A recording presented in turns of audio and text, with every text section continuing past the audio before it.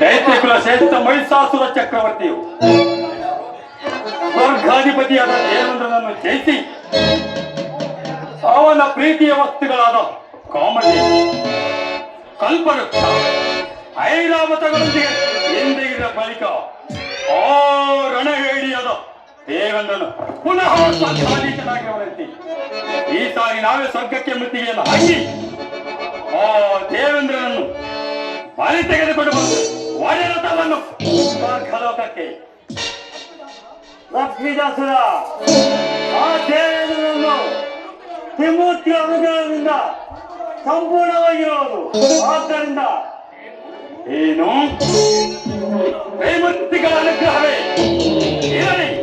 ಆ ತ್ರಿಮೂರ್ತಿಗಳೆಲ್ಲರನ್ನು ಆಕಾಶದಲ್ಲಿರುವ ಚುಕ್ಕಿಗಳನ್ನು ಕಿತ್ತುಗೆಯುವಂತೆ ಎದುರಿಸಿ ಪ್ರಳಯ ಕಾಲದ ಋತುವಿನ ಬ್ರಹ್ಮಾಂಡ ಖಂಡವನ್ನೇ ಹೊರದು ಹಾಕುವಂತೆ ನನ್ನ ಭುಜಬಲ ಪರಾಕ್ರಮದಿಂದ ಎಲ್ಲರನ್ನು ತಂದು ಸೇರಿರುತ್ತದೆ.